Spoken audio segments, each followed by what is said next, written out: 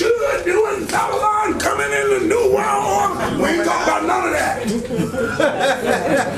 Some of y'all wasn't there because we wasn't talking about none of that. But we talked about science. Science. When I say science, on the panel was OMAR. Yeah, it's one of them. Was OMAR. Was TOR in the ceasefire. Brother G2 who put in a lot of work. K-Love who put in work with Lyric. These were all, I consider this a hip-hop scholar. I consider him a hip-hop scholar. You see what I'm saying? So y'all support your hip-hop scholars. Support a Polite. Support a A.A. Rashidi, Red Pill, Blue Pill. Dr. Ali, support them. And don't let the scholars get into a fight with each other. Don't let them get on the internet and do all that stuff and you buy into that. All them cats talking about each other, trying to diss my mans right here. Because we ain't gonna have that. Everybody want to debate him, but nobody wants to debate David Icke. Or Maxwell Jordan, but you want to take him on. So don't let nobody do that. When y'all get on the internet, y'all see that foolishness with Assetti and all them, I don't want to call them no clowns, but when you see all of that stuff going down, you should blog, tweet, and remark that we don't want to hear that. Bring the information. Only the fact. When they say on Dragon, give me the facts. And only the facts. So with no further ado, I want you to put your black hands together for part 2.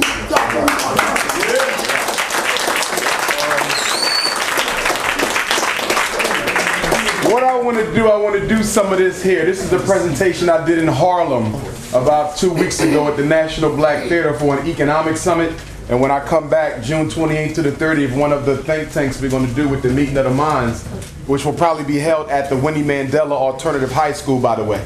The Winnie Mandela Alternative High School, Meeting of the Minds number 4, Chicago, June 28th to the 30th, free. Make sure you register, eventbrite.com, type in Meeting of the Minds.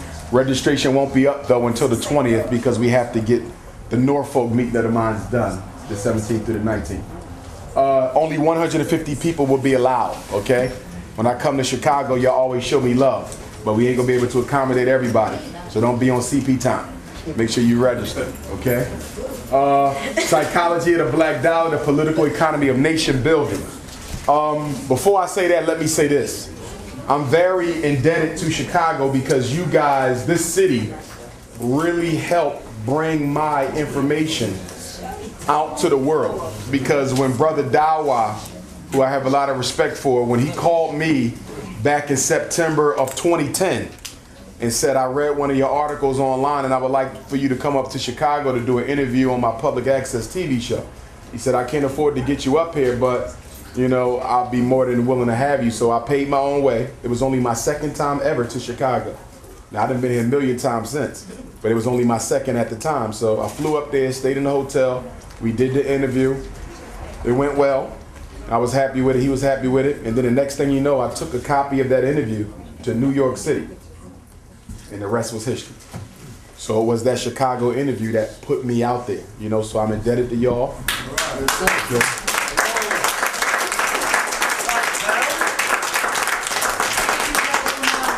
And even since then, you know, I've spoken here more than every other city. New York is a close second, but y'all beat them every year. And to that, let me say this. Y'all know I got my doctorate last summer, and I have to do a postdoc intern to get my license, right? So I don't want to do it in Philly, because I need a break from Philly. So if any of y'all know anybody in the mental health field, I need a doctor to quote unquote supervise me. I'll probably be supervising them, but to supervise me for 1 year. I want to do my internship from September 2013, this September, to September 2014, full time.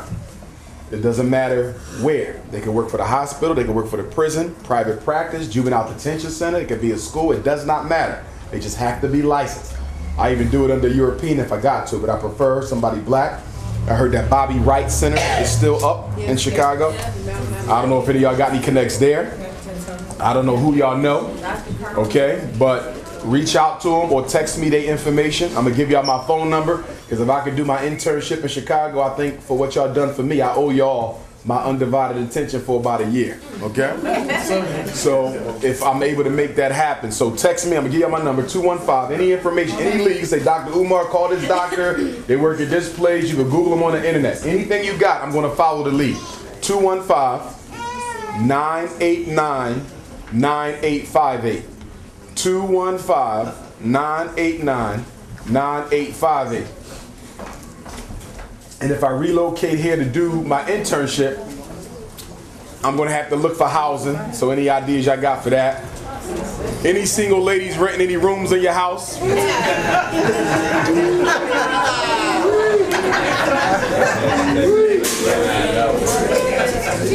Might need a little help with the mortgage. You know, need a little help with the mortgage. Let me know, ladies. Okay? You know, might need a little role model for the children, you know. Let me know. It'll work out. You know? So let's talk about the economics. Okay? Now, 4 bad expectations when we talk about bringing the black money back into the black community. I think we make some bad assumptions. Number one, we assume black people should support black businesses just because they black. Black people don't do that. If you want to earn the black dollar, you have to do just that, earn it. We open up a storefront and say, come support me because I look like you. It don't work like that. You have to approach the black consumer as if they owe you nothing. That's the only way you're going to get their business. Black people should be conscientious of where they buy. Since when? Black people are status chasers and deal chasers. Yes. So unless you're selling something that they think adds to their status or is giving them a deal, they're not going to shop from you. Now we know that if you're a black person in business, you normally have to charge more for the product because white folks are going to charge you more for the wholesale. But black people don't care about that. They're looking for the cheapest. And if your toilet tissue is $1.10 and the Korean toilet tissue is 99 cents, he gonna buy from the Korean because he ain't loyal to himself. So you got to take this into account. Black people should be disciplined with their money. Since when? We ain't disciplined with our money. You got to understand something. That's a beautiful black little kid, right? I'm gonna take that on the plane. But one thing we know about oppressed people primarily shop to cope with oppression. Did y'all hear that? Oppressed people primarily shop to cope with oppression. That's why you got 1 million pocketbooks, 1 million pair of high heels. Fellas, we love to put rims on the car because it make us feel better about our situation. You don't need the rims, you don't need all them pocketbooks, but it makes you feel better. It's like a drug. Shopping is a drug for black people. And then after you go when you're high, while you shopping, just like any drug, you crash when you get home and look at all the receipts your ass done tallied up while you was out of the mall. You see, high and then you crash. Notice how when you at the store you think you need it, and when you get home, you realize you didn't need none of it, or better yet, you already had the exact same thing and forgot you bought it last week. Wow. Black people, shop them to feel better. Black people should withhold gratification until they find a black producer or distributor. We don't have that type of community commitment. Chinese person, it could be 10 feet of snow. They could be hungry as hell. Soul food store right there. But guess what he gonna do? He gonna wait till we get back on his side because that's the commitment to the culture. We don't have that. That was stripped from us. So we got to build it back. 4 realistic expectations. We should target black consumers by studying their buying patterns and their tendencies. Stay with me. And we're gonna talk about this more at the meeting of the minds indefinitely. Everybody in here represents about 20 different consumer markets. You're a black woman. You're black. You're an elder. They go 3 right there. You might be a homeowner. You might have grandchildren. We got to study the behavior of every consumer group in the black community. We are not monolithic. Are y'all following me? Sister over here, she ain't gonna be in all of the same consumer brackets. She might be different. Conscious people may shop a little bit different than the ones who not. For example, here's my question to y'all. Does anybody know what the average 45-year-old African American spends most of their disposable income on? We don't know. We know what the 18 to 38 spend their money on, don't we? But we don't know about the 38 to 58s. And we don't know what the 58 to 78 spend their money on. This is what Walmart and Macy's and all of them do. They study black spending behavior, which changes from time to time. But we don't study. Is it that difficult to come up with a survey and just give them out? Excuse me, sister, can you throw this out for a minute? Can you write down the last 10 places you shopped at? Can you write down the last 10 things you bought? And then we get her survey, we get her survey, we get his survey. Different ages, different parts of Chicago, different levels of education, different amounts of children, and see what you buy, when you buy, how often you buy it. This is what we got to do. Scientifically re-attract the black dollar. Now, once we raise him and raise all these young ones up to love black people enough where they're going to shop what they own, we'd be okay. But right now, we're dealing with psychologically damaged Africans. So if we want their dollar, we got to earn it like everybody else earns it. We should conduct market research to determine how best to capture the dollar. We should study the various consumer groups in the black community and determine which should be the focus of our attention. Elders, parents, college students. How much money do college students spend every week? How much money do black parents spend? Is there differences between single black parents' spending habits and those who are married? Do single black parents spend more than parents who are married? Or do parents who are married spend more? What day of the week do they tend to shop most? We should have all this in a data bank, y'all. If we're talking about economic empowerment. And what is the one thing that most black businesses lack? Which explains why a lot of us don't buy black even when we want to. Customer service. Customer service is at the top of the list. We treat black customers like we doing them a damn favor. And then some black businesses got the nerve to get mad at you when you don't support them, and at the same time can't give you a reason why you should support them other than being black. If a black store is next to a Korean store and they selling the same pair of sneakers, but the Korean sneakers is cheaper, and the black business ain't reinvesting any of that money black into the community, why shouldn't you buy for the deal? Because if all I'm doing is financing your $3 million house in the suburbs with your white wife, as far as I'm concerned, this ain't no black business. See, one thing we gotta have is definitions. See, people say black business. Is a black business a business owned by a black person? Or is it a business that recycles some of their profit into the black community? What definition are we using? Because in Philadelphia and in New York and New Jersey where I frequent, and I'm sure it's the same here in Chicago, y'all got some black businesses that ain't black businesses. Are y'all following me? Yes. These Negroes are members of the aristocracy who sell stuff to black people, but they're not black businesses because they think like white people and will follow you around their store more than the Korean will. We should not assume that black consumers will be loyal just because we're black. Number one law of the political economy. Now I need y'all to understand what political economy is. And this is something I'm going to be focusing on a lot for the remainder of the 2013 calendar year, because a lot of people talk about economics, but they don't talk about the relationship between economics and the economy. In other words, how does racism and your political oppression and mass incarceration affect how you spend? It's the intersection between the two, the political economy. In other words, how do white people control the spending habits of black people by making sure half the men are unemployed? How do they control the spending habits of black people by making sure 33% of all unmarried mothers are on public dependents? Aid to families with dependent children. And how does that affect the way that we buy? How do they control us with the lack of education and income and employment, political economy? Now, the first law of the political economy, brothers and sisters, is that oppression is a function of economic weakness multiplied by political domination. Let me say that again because I need you to get it. Oppression is a function of economic weakness multiplied by political domination. In other words, you can come out from under oppression politically, but you can also do it economically. Let me give you an example. Something simple. Let's take Obama for example. You could organize your vote to control Obama's behavior, or you can do what whites and Asians do. They organize their money and contribute the money to Obama's campaign. And that's how they control his behavior. Look at the difference. 40 million black people in America. Can I make all 40 million vote for a particular candidate? Probably not.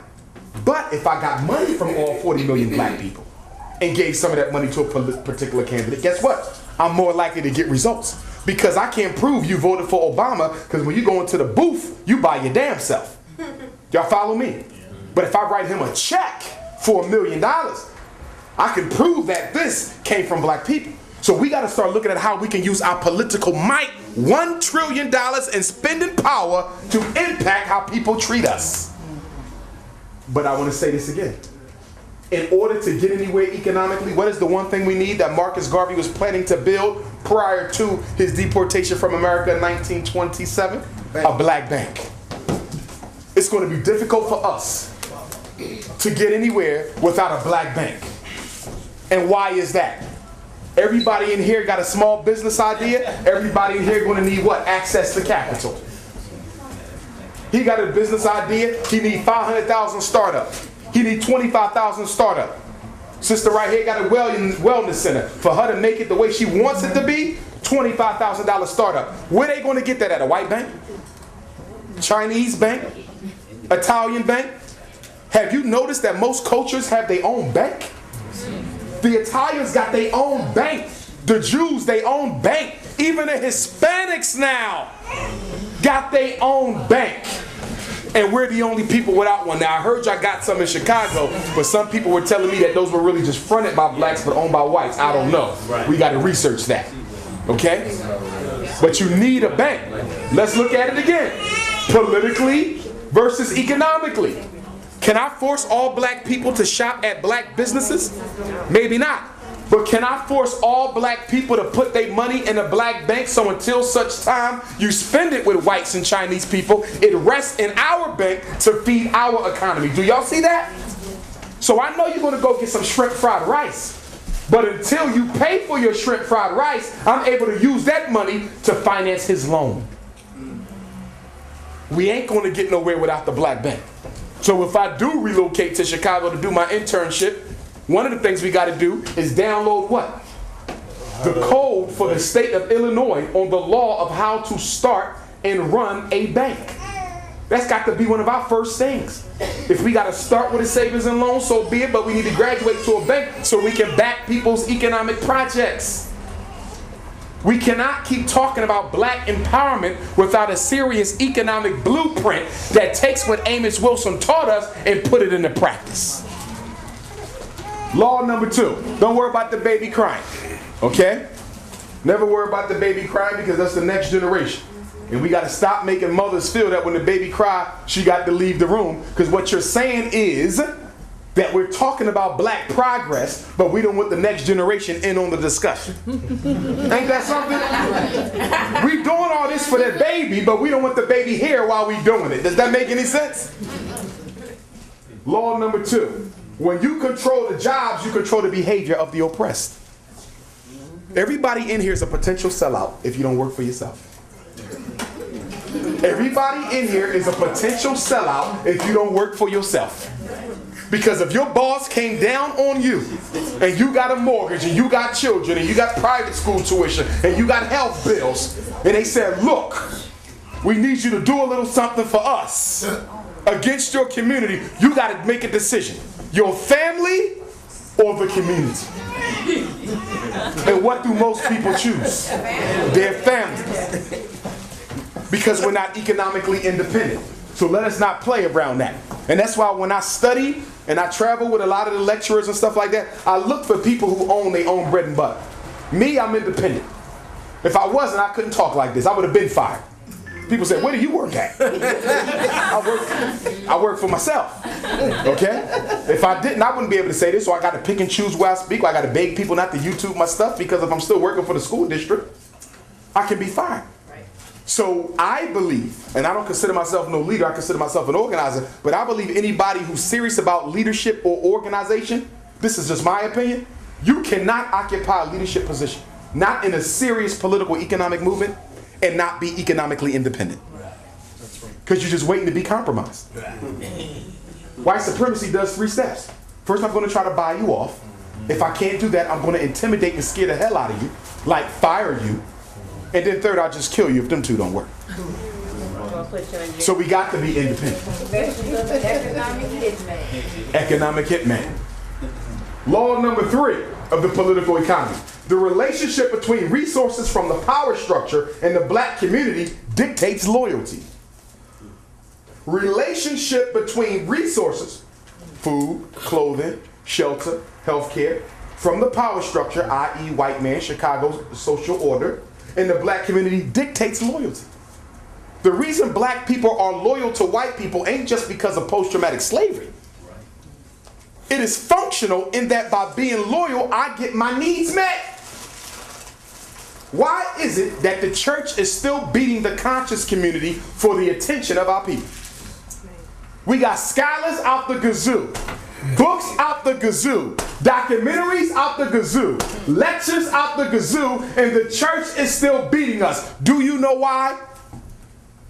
Because even though they function in economic exploitation of the oppressed, even though they're nothing but hustlers and con men, the church can still find some people a job. The church can still clean some people up. The church can still house some of the homeless. The church can still make a phone call and get your kid out of jail. My point is, being loyal to the black church, even though it doesn't benefit everybody, benefits some people. And as a result of that, our people stay there. We could have the attention of the black community tomorrow. Give them a reason to come here. But if all you got for me is rhetoric, if all you got for me is information, if all you got for me is consciousness, I can't eat that. I'm hungry. My kids are hungry. What are we going to do? Fry a DVD and scramble it with salt? You see what I'm saying? You got to give people information. We give people a $20 book. And they like, I could have used that $20 for my gas bill to keep my damn lights on. Remember now, a hungry man is loyal to his stomach first. He's loyal to his stomach first.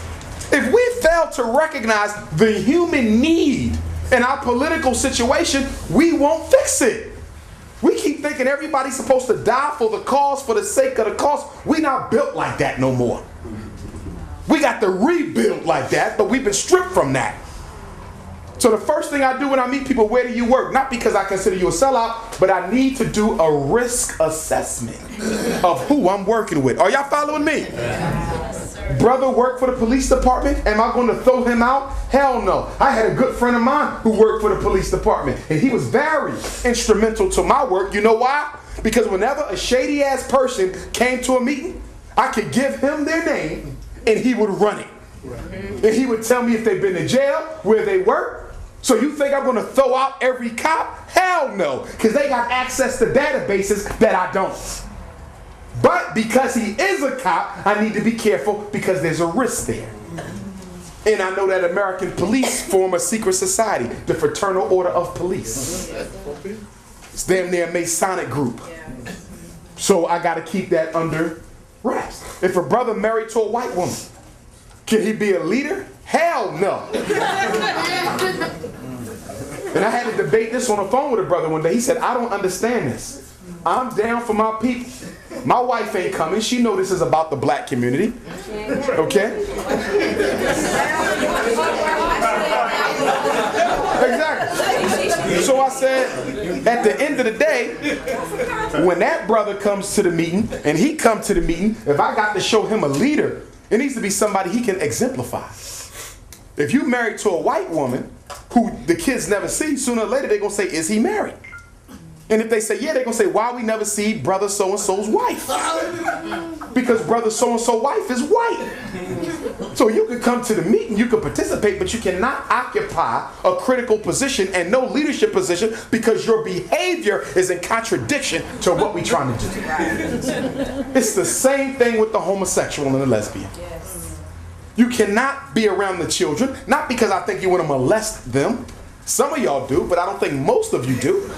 Okay? No, some homosexuals are pedophiles. Some heterosexuals are pedophiles. Some of y'all in this room might be a damn pedophile. Okay? I'm just keeping it real. Okay? But you can't come around the youth because your energy is going to communicate to his energy. And you don't have to tell him you're homosexual. He's going to pick it up because energy communicates. So he'll go home knowing that he was a homosexual. He never said nothing about it because his energy communicates. So that's why we don't allow sexually confused people around our children. Because we don't want them to grow to believe that it's okay to do that. And we got to be firm on these things, and we got to let people know we don't hate you. Nobody want to cut your neck off, okay? But we don't allow that around here. Once you become a born-again heterosexual, you can come back and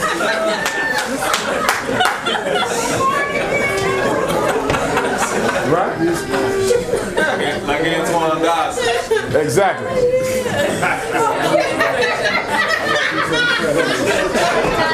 We got any born-again heterosexuals in here?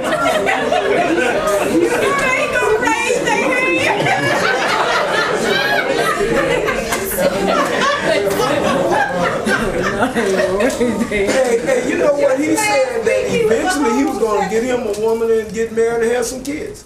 Listen, brother, I just gave a lecture. A brother pulled me to the side. He was a young preacher. He said, I need to talk to you, brother. I said, talk to me. He said, Dr. Umar, I'm so glad you came here.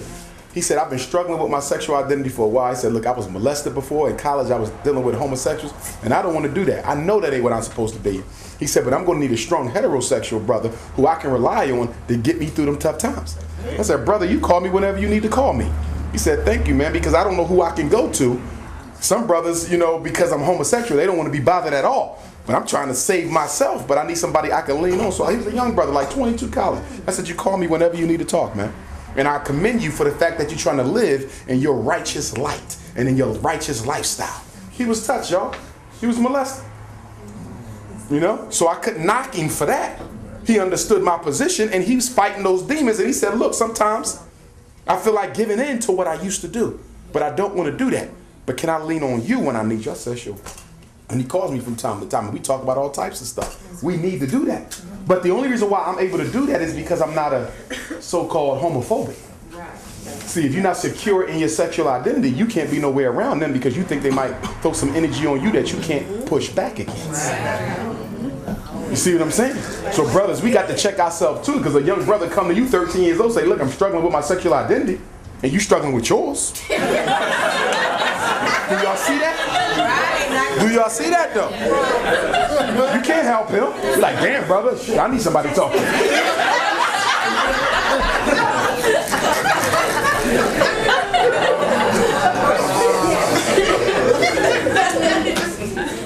The marriage and family crisis between a black man and a black woman has intensified via economic marginalization. Now, sisters are right. Some brothers ain't serious about getting married. Some brothers want to be a player forever. But I need y'all to understand, the reason why the marriage rate is so low is because if a man can't feed his family, why the hell he want to make one for? And a lot of times when people talk about this relationship thing and this black male so-called responsibility issue, y'all divorce it from his economic situation. A father is a provider. A husband is a provider. And most of y'all ain't of the type to deal with a man who ain't got no job. Some of y'all built like that. Most of y'all not. So you can't say, I don't want a man without a job, but yet black men are irresponsible. You got to look at the whole totality of the situation there. Half the black men in Chicago unemployed. You don't think that got something to do with why? You don't hear the wedding bells? And then we also need to do what? Rethink getting married to the system, because I don't really support that.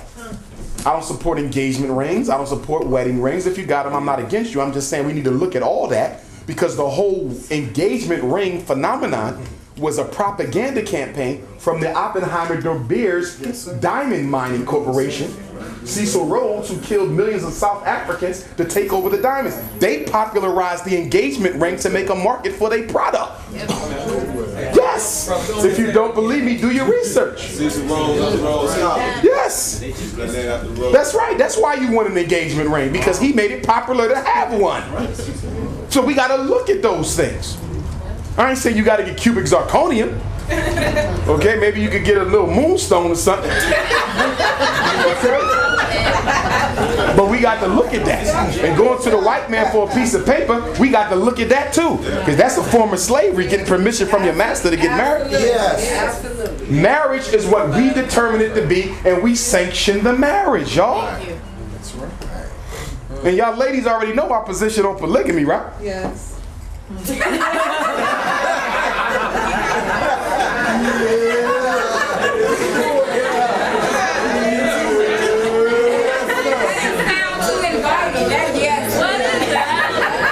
Let me break it down real quick for those who never heard it.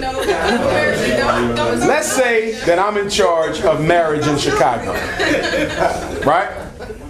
This is what would happen. We would have a council of elders, 16 married couples, black man, black woman. All of them are happily married and been married at least 20 years. So you got your 16 queen mothers, you got your 16 babas, right? Dr. Umar wants to get married. I have to apply to the eldership for a wife. They research me, they check me out, make sure I ain't got no issues, violence, pedophile, diseases, the whole nine. My income, my family background, what type of dad I had, what type of mom I had, all that. Then they say, okay, you can have a first wife. So when they say I can have a first wife, they pass me a book. And this is the A book, ladies, the A book. You know who's in this book? Women who never been married, no children, got it going on, they gorgeous, everything that the brother thinks of when he say a wife, right? So I get a lady from the A list. That's my first wife, okay? A dime piece. That goes well for about 5 years. I say, you know what? Let me get a second. I go back to the elders. They're gonna talk to my first wife, talk to my children, see how I'm treating them. If it checks out, they say, you know what? We're gonna grant you a right for a second wife. But you notice I was married to the first one for 5 years before I could even talk about a second.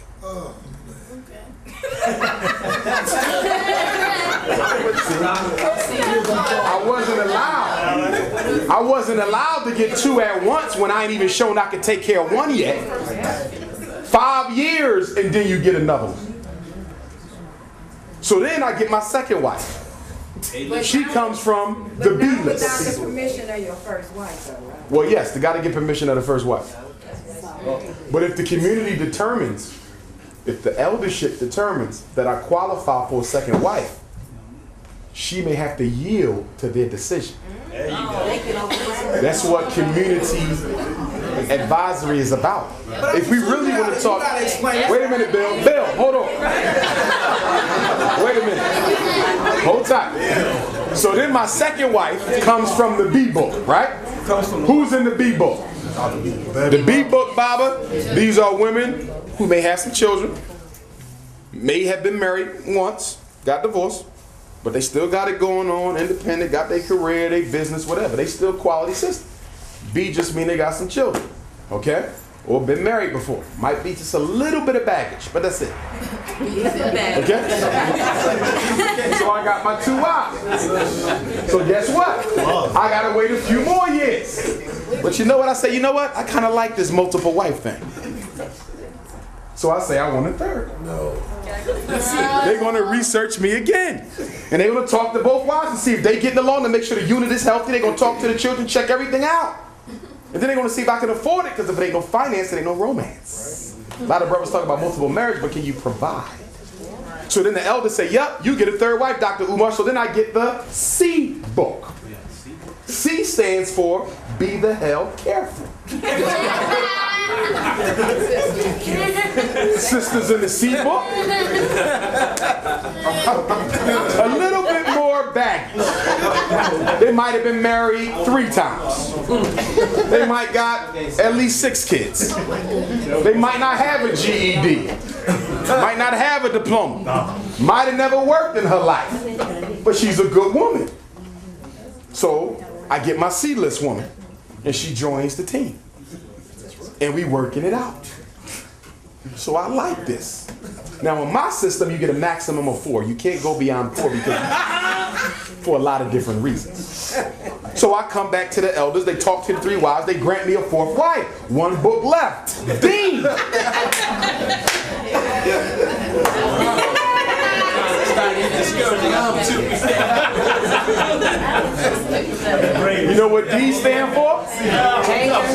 dangerous. Now, who names is in the D book? Now, one brother said the D book in Chicago is the thickest book. No,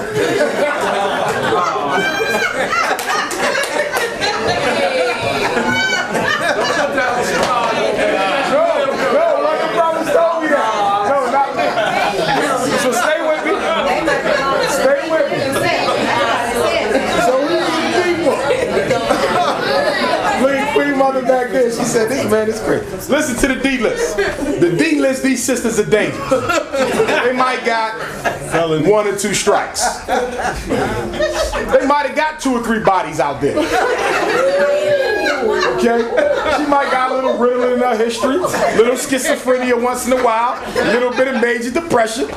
She might have cut 2 or 3 people. She didn't mean it.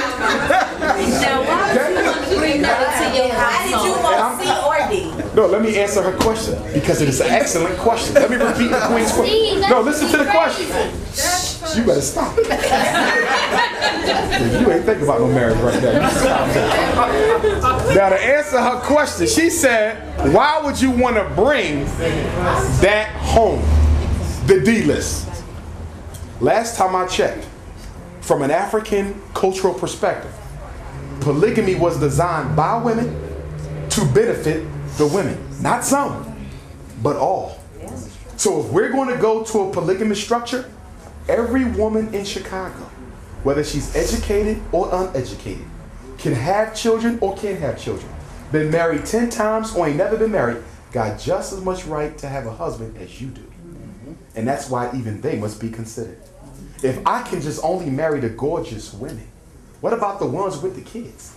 How the hell you got polygamy when the women with kids struggling, looking for a husband, begging for a husband, can't get one because the husband is always choosing by himself what he wants? That's why the eldership is there, to guide your decision, to make sure you get what you want, but so does the community. Which is why I don't endorse any polygamy that's run by men. I do not, because there's a conflict of interest to look at your own personal selfish agenda compared to what's in the best interest of Black Chicago as a whole.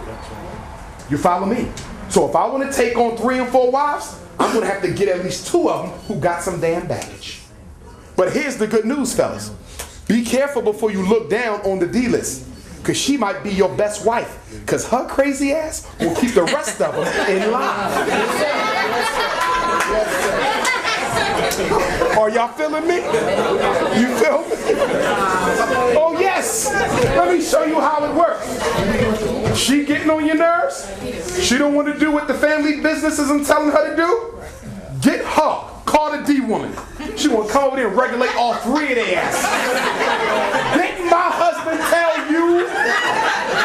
And she only got 1 eye right here?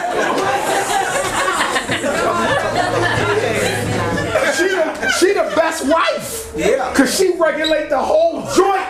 Yeah. Your son come home talking about, Baba, this dude beat me up. You go out there, you see the boy, he like 6'10" solid. She like, excuse me, baby. Is there a problem here? She cocking like this. Is there a problem? Don't nobody mess with my stepson. 1 eye right here. I'm cool. So you need a D list. You need that. You need that rough rider, ride or die queen. Yes, you do. Be careful. Ladies, think about it. You might have dealt with some sick brothers, right? But do they and sometimes come in handy? Yeah. There's certain things that Ray Ray and Pookie, they will regulate. And they don't give a damn about jail because they done been there so many times. You need somebody who ain't afraid of the threat of the cops once in a while. And fellas, if you got a baby mama who don't want to listen, and you got a wife on a D list, she'll get you out of child support, she'll get you out of custody. So I'm saying, look at the whole situation. And don't get me wrong, ladies. There's a couple brothers out there who don't need more than 1 wife. I'm not saying every brother is polygamous. I happen to be. I'm going to have 2. Okay? That's just me. I'm telling you. Okay? Some brothers, they only need 1 woman. I need 2 for economic and political reasons.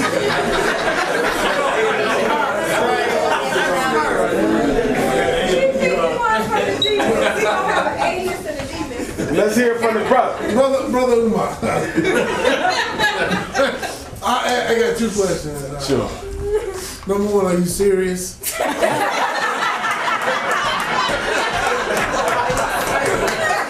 Number two, polygamy is real. The Mormon adopt that in Utah. Well, it's older than the Mormons now. That's our thing. I know they have that in some parts of Africa and in Middle East. You know, We ain't dealing with them. but like I said, first two questions. Where'd you get are you serious, and where'd you get the concept? Well, polygamy is as old as African culture, so that's where the concept come from. Polygamy was practiced in every part in Africa. But I will agree, monogamy is as old as polygamy. And polygamy was only used, when you study it, when it was necessary. In other words, there was a shortage of men. There's no need for polygamy if you have an equal number of women and an equal number of men. If there's 50 men and 50 women, why you got 2 wives for? Because you taking one from me. So polygamy does not work when you have equal numbers. But when you're dealing with a situation like we have in Black America today, where in some cities the ratio is as high as 1 to 15, okay? That's because they're in jail. Oh, that's my point. There's a war on black men. And that war dictates a wartime marriage strategy if we want to perpetuate our culture. Do you follow me? If the war on black men stops tomorrow, there's no need for a conversation on polygamy unless the male birth rate isn't keeping pace with the female birth rate. But the birth rate, wait, Bill, hold on. But the situation ain't the birth rate. The situation is the war on black men.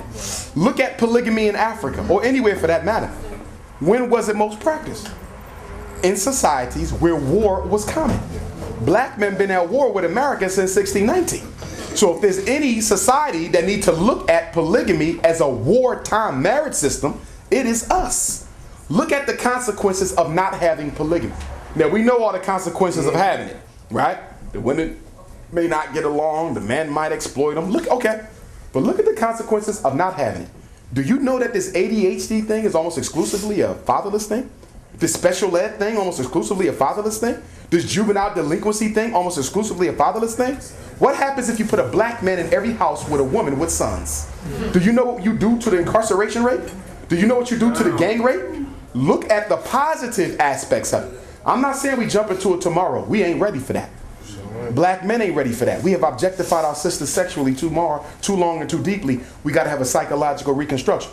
Black women ain't ready for it either because of the competition they got with each other. You understand? In order for polygamy to work, my 2 wives have to love each other more than they love me. If they don't love each other more than they love me, it won't work because it will disintegrate into a competition. So they have to be sister wives in the truest sense of the word for it to work. Are we there? No. But why do I bring this up? Even though people don't like to discuss it? Because you already got it.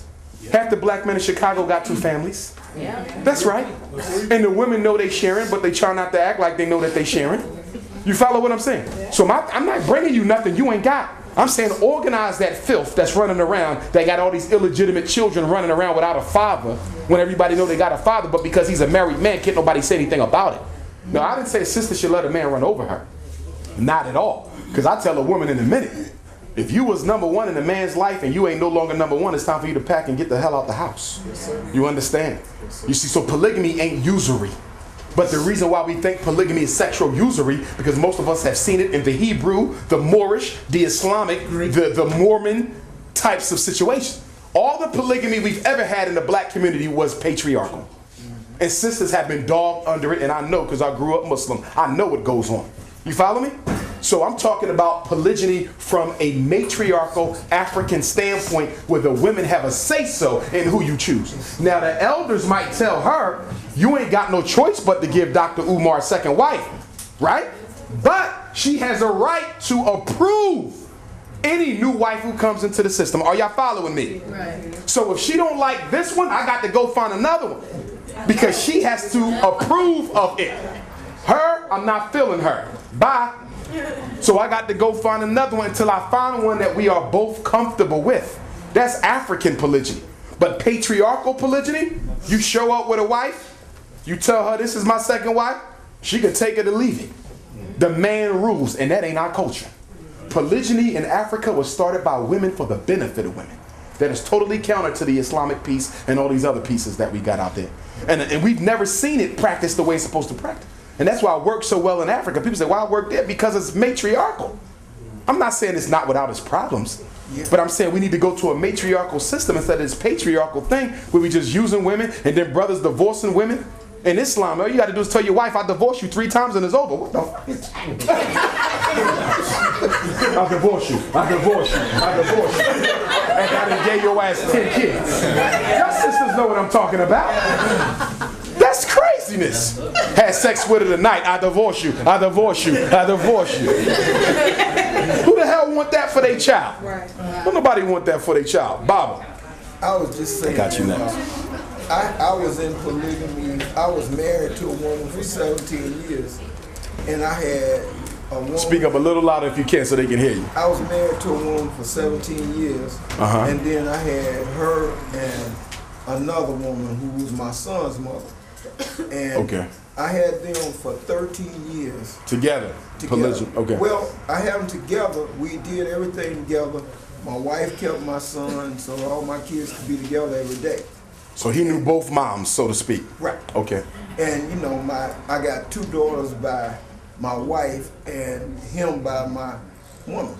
And so we had 2 houses, but we all did things together. Sometimes we ate over somebody's house. We all went out together, you know. And it was a good situation, but everybody from the outside was working on it to destroy it. But that ain't just true for polygamy. I got a brother email me the other day from Washington, D.C. He said, Dr. Umar, can I ask you a question? I said, what? He said, I'm walking down the street holding my wife's hand. Listen to this. Young couple, late 20s. He said, we walking down the street in D.C. holding each other. And everybody looking at us like we belong in the zoo or something. He said the women and the men made him and his queen feel uncomfortable. Because we are so used to not seeing public affection. He said the women looked at him like he was crazy, and the men looked at his wife like what is this? This love in public type stuff. We don't do this no more. He said we really felt awkward holding hands walking down the street. Homosexuality. Well, that got a lot to do with it too. Homosexuals do it all the time. It's very true. Let me come over here, and then Ms. Golden, you got it. I just want to make a comment on that. You know, here in American society, why they do not endorse polygamy is because they know money in it. Because this system, like the divorce. So the court system get money off the divorce. We want y'all to get divorced so we can get some money before you can file it and before we can get our attorneys to work this divorce case. That's one reason. And then, you know, I'm Muslim too, you know, so I understand, you know what I'm saying, the polygamy, you know what I'm saying, to help, you know what I'm saying, it can make it more communal, you know what I'm saying, because some people, like he said, it's a D-list out here and these women need men. You know what I'm saying? We can't leave them by the wayside. And another reason, society adores you. You can have a mistress, but you want to endorse me having another wife who I'm taking care of. Right. That's deep. That's wow. You sneaking us. My brother right here. I got you right after Sister Go. I got you next, Bob. You got it. The way that you broke it down, I'm almost. But you know,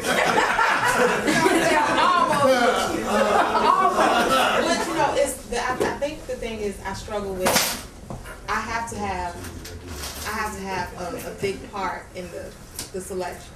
You know what I mean? I agree with that. And a lot of the brothers that I speak to, they feel like, well, no, this is who I will be with. Right, because they running off the patriarchal. And that's the thing. I think that's the thing that messes with the sisters. Just the I fact that, agree okay, with you. this is I have our no- house. How can you just bring a woman into the house? I agree with you.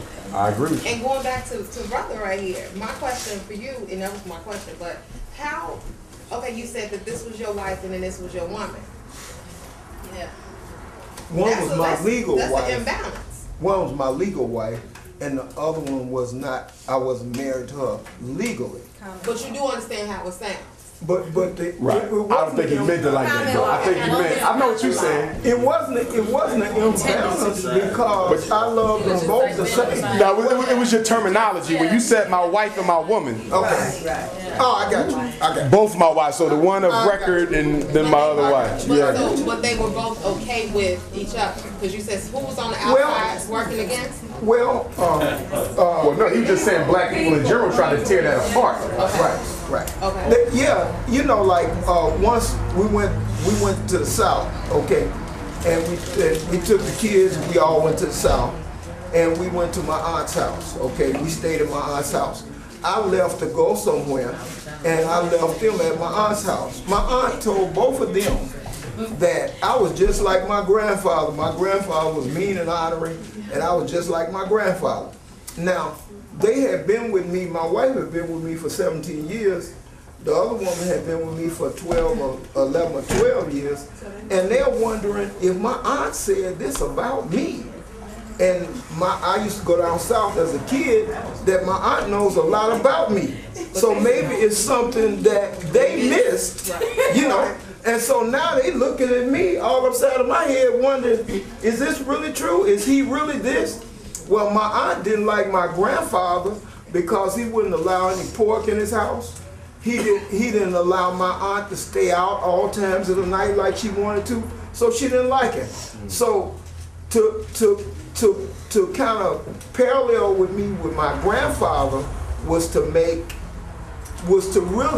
she was really taking out her anger for my grandfather on me. Okay. Yeah. And so that's the kind of stuff I'm talking about that people did. Any of my friends, if they got a chance, they would have slept with my woman. And I knew that, you know. And go ahead. You said they would do what? Then they wasn't your friends then. Exactly. That wasn't a strong situation. No, I didn't Queen was off. This is my mother we talking about, and I'm sitting in the room, and I think that it's, I want to say that, I think that what the point that he's making is that, the society as a whole is not ready for the idea of polygamy. In the sense that he had two women that genuinely loved him, and he had snakes from outside coming at every angle, trying to break it apart. For whatever reason, because they didn't understand it, because they socially couldn't get with it. For whatever reason, they could not understand it. So you have these outside sources constantly trying to break something down that they don't understand. And I think we see that in all different aspects of black community. Not just that. That wasn't the only thing. It was that some people didn't have one woman. And so they saw that I had two women. And when I was with them, they could see that they genuinely loved me. They could see that. I feel you. Okay, we're all together with all my kids and both of them, and they could see that they love me, and that hurt a lot of people. That hurt some men who didn't have one woman, or some women who didn't have. Are you still with the women? No. But not for that reason, like no, not for that reason. I was the bad seed. Okay, he was the bad in seed. that relationship. Hold tight. Let me come to the brother, then I got you, Queen. But the brother asks, are you serious? There's a guy named Gary Becker. Gary Becker. Who won the Nobel Peace Prize in Economics for a book on polygamy. Get out of here. And he gave the same theory you got, the 4 wives and how you got to break them down for it to work. And he gave the mathematical equations on wives. And he just happened to have an Indian wife. Napoleon said the same thing. But he was a homosexual, so I don't think he was talking about polygamy. He was talking about 4 husbands. He was talking about 4. No, but he said if you wanted to end the race problem in the world, because he had traveled the world, then you give a man. I mean, that's contrary, y'all. Whatever. But Bobby Wright told you how to end the race problem. What about polyandry? But the issue is, if we want to deal with economics, if I got 4 wives, that's right. We're going to get to $1 million in wealth quicker than 1 wife. Oh, y'all follow? I mean, if you go pure economics. All around economics, we don't understand. But they made him the dean of. Right. He's now the dean of the School of Economics. I got you. At University of Chicago.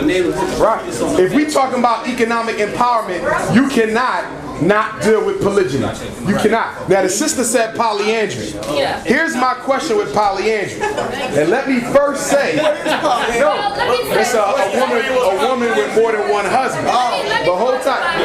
No. I agree with you. Stay with me. Stay with me. There have been, listen up. There is a history of polyandry in Africa. There were societies, you understand, where the wife had more than one husband. But it was for the same reasons we're talking about. A shortage of women. We have a surplus of women. So if y'all went polyandrous and every woman in this room had 2 husbands, and it ain't enough men already, you are exacerbating the problem. Because you're making the available pool of husbands even smaller because you taking 2 when it ain't even enough for everybody to have 1. So if you go to polyandry in a society with a shortage of black men, that's a form of selfishness. Because where's the benefit? You're going to have more trouble now. Because instead of 2 women not having a husband, it's 4 because you took one from them. You see what I'm saying? So I don't see the benefit in that. Now, if our situation was switched, we would have to go to it. Yeah. Wouldn't we just want to attack the cause of the shortage of men? Like that's a good question too. Why not deal with? And the drug well, let's look at that. Listen to what she said, because it's a good point. If the war on black men is causing the shortage, why go to polygyny to accommodate the shortage? And why not attack the problem at the root? Get rid of the war on black men so we ain't got to talk about multiple wives, right? My point is, you're not wrong. You do both simultaneously. I'm going to fight the war on black men, but I know that war is going to take a minute to win. You follow me? And in the meantime, people still got cookies cooking. Stay with me. You follow what I'm saying? I mean, I'm being realistic. Cookies cooking, everybody. I'm being realistic. You follow what I'm saying? So let's say hypothetically the war is going to take 5 to 10 years to win, right? That ain't too bad. But in 10 years, ain't no woman going to stay there with her oven off. You understand? In other words, reproduction is not going to stop until we fight that war. We got to be realistic. So you do both at the same time. So guess what happens? Once the war is won, and you now have an equal number of men to women because we stopped the mass incarceration and the miseducation and the sexual confusion, then what do? You phase out the polygamy. You simply say from this day forward, we're going back to monogamy. Now, any man who's already married to multiple wives, they will stay in that unit until they join the ancestors. But henceforth, going forward, all new marriages will be monogamous. My point is, polygyny doesn't have to be perpetual. You follow me? It can be time limited. And if you study in Africa, there were societies where it was time limited, where they went back and forth. Monogamy to polygamy, depending on the demands of the day. And we should do the same thing ourselves. You follow where I'm coming from?